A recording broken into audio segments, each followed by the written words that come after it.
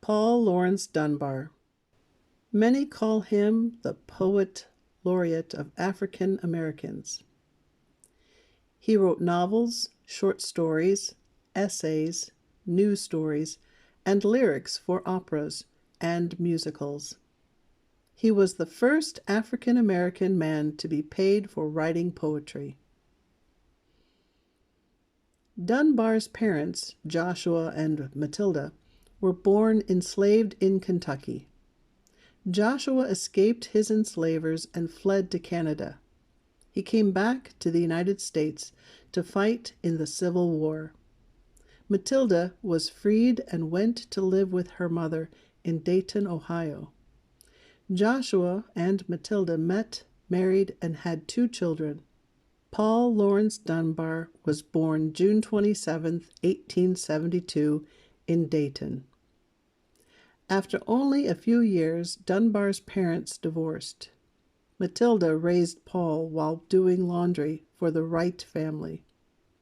2 of the Wright children, Orville and Wilbur, gained fame in the early 1900s as pioneers of aviation. Matilda instilled a love of reading and poetry in Paul. During her enslavement, she did not receive formal education. As an adult, she took night classes to improve her literacy. She taught Paul to read before he entered school. He wrote his first poem at age 6. Paul attended Dayton's public schools. He was the only black student in Central High School. In high school, he was class poet, a member of the debate group, and president of the school's literary society. He also edited the school's newspaper. With the support of classmate Orville Wright, Dunbar published and wrote a short-lived newspaper for the black community, the Dayton Tattler. Even though he was very smart and graduated from high school, Dunbar didn't have the money to attend college. He hoped to study journalism or law.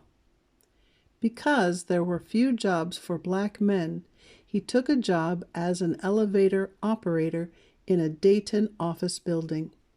This job gave Dunbar the time to write often. He self-published his first poetry book, Oak and Ivy. He sold copies of his book to people who rode on the elevator with him.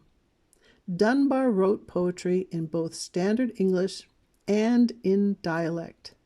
His dialect poetry became the most well-known. As Dunbar started his writing career, several well-known people read his work and heard him speak. Poet James Whitcomb Riley and abolitionist Frederick Douglass supported Dunbar. With their help, Dunbar traveled and recited outside Ohio for the first time. Dunbar wrote about the experience of African Americans during and after the Civil War. He wrote of their dreams and feelings. He also told of their hardships and racist treatment. In 1897, the Library of Congress hired Dunbar as a researcher. He moved to Washington, D.C. While working there, he became increasingly more ill. He thought his coughing was because of the dust from the library's books.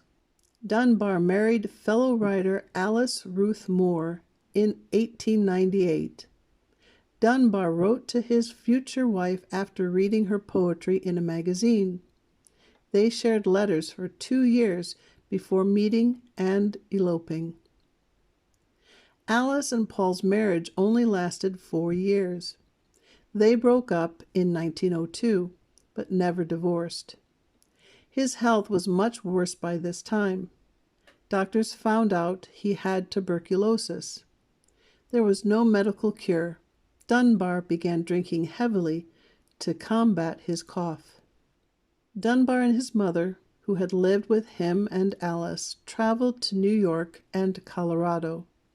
Doctors thought this might help his health. Eventually, he bought a house for the 2 of them in Dayton. He died there February 6, 1906. Matilda kept Paul's rooms as he left them. The house is now a museum. Though only 33 when he died, Dunbar left a legacy.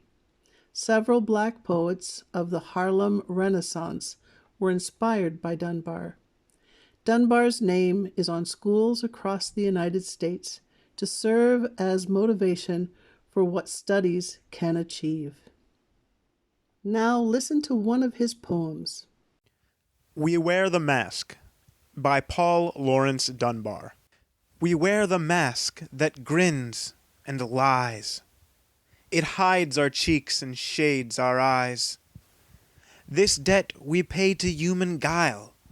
With torn and bleeding hearts, we smile and mouth with myriad subtleties. Why should the world be overwise in counting all our tears and sighs? Nay, let them only see us while we wear the mask. We smile, but oh, great Christ, our cries to thee from tortured souls arise.